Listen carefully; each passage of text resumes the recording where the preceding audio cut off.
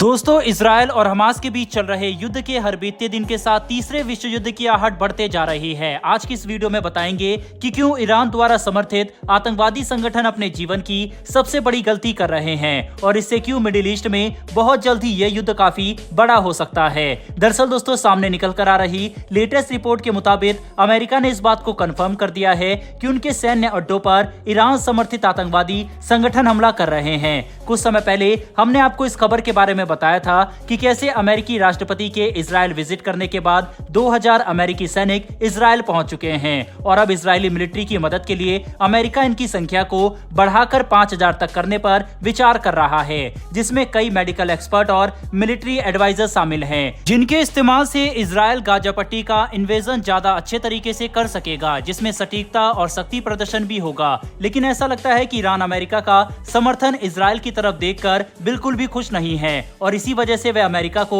नुकसान पहुंचाने के लिए अमेरिकी सैन्य अड्डों पर अपने द्वारा समर्थित आतंकवादी संगठनों के जरिए हमला करवा रहा है। बता दें कि ये हमले ड्रोन और दूसरे रॉकेट के इस्तेमाल से किए जा रहे हैं, जिसे अमेरिका काउंटर कर रहा है। लेकिन अगर किसी भी हालत में इससे अमेरिका को बड़ा नुकसान हो गया तो इस बात की काफी संभावना है कि अमेरिका सीधे ईरान के खिलाफ एक मिलिट्री ऑपरेशन शुरू कर दे। पहले ही अमेरिका भूमध्य सागर और ईरान के नजदीक अपने सभी सैन्य अड्डों को हाई अलर्ट पर डाल चुका है। इसके अलावा अमेरिका का एयरक्राफ्ट कैरियर समेत कैरियर बैटल ग्रुप भी इजरायल की मदद के लिए तैनात है, जिसकी वजह से अगर अमेरिका चाहे तो ईरान के खिलाफ किसी भी वक्त एक मेजर मिलिट्री ऑपरेशन की शुरुआत कर सकता है और हम सभी को पता है कि ये काफी ज्यादा विनाशकारी होगा। दोस्तों, दुनिया भर के 80 देश में अमेरिका के सैन्य अड्डे मौजूद है, जिनके इस्तेमाल से वह कहीं पर भी युद्ध लड़ने में सक्षम है। ऊपर से संयुक्त अरब अमीरात में भी कई अमेरिकी फाइटर विमान कुछ दिनों पहले लैंड कर चुके हैं, जिसमें एडवांस फाइटर जेट शामिल है, जिससे हमें इस बात का पता चलता है कि अमेरिका इजरायल की मदद के लिए न कि सिर्फ इजरायल में ग्राउंड पर अपने सैनिक तैनात कर रहा है,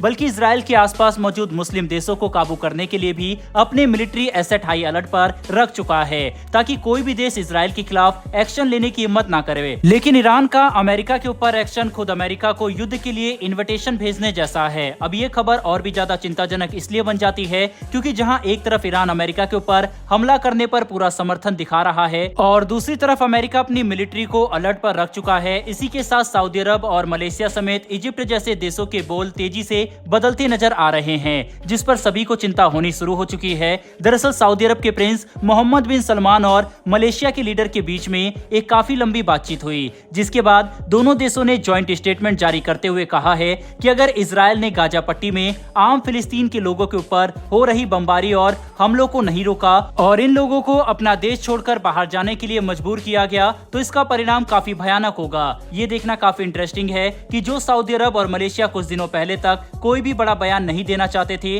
आज अचानक से खुलकर इजरायल को चेतावनी दे रहे हैं। ऊपर से इजिप्ट के विदेश मंत्री ने भी इजरायल को चेतावनी देते हुए कुछ ऐसा ही बयान जारी किया है, जिससे हम देख सकते हैं कि कैसे सभी मुस्लिम देश अब एक साथ बातचीत करके फिलिस्तीन को समर्थन देने के लिए एकजुट हो रहे हैं। और अगर ऐसा ही होता रहा तो बहुत जल्दी इजरायल के ऊपर दबाव बढ़ने लगेगा। इसके बाद कोई ना कोई एक्शन उठाना जरूरी हो जाएगा। यही वह घटना है जिससे बचने के लिए सभी देश कह रहे हैं, क्योंकि जैसे ही सऊदी अरब और दूसरे इस्लामिक देश इजरायल के खिलाफ बयानबाजी शुरू करेंगे, चीन और रूस भी अमेरिका को काउंटर करने के लिए मुस्लिम देशों के साथ खड़े हो जाएंगे। वहीं पर तब एक बिल्कुल वैसा समीकरण बनेगा जैसा द्वितीय विश्व युद्ध के दौरान बना था, मतलब सभी देश दो कैंप में बंटना शुरू हो जाएंगे। इस बात की पुष्टि इसलिए और भी ज्यादा हो जाती है क्योंकि कुछ समय पहले ही चीन ने मिडिल ईस्ट में अपने 6 युद्धपोत तैनात किए हैं। बता दें कि इनमें गाइडेड मिसाइल डिस्ट्रॉयर से लेकर सप्लाई शिप तक शामिल है। ऐसा करने के पीछे चीन ने बताया है कि उन्हें डर है कि कहीं इजरायल और हमास के बीच चल रहा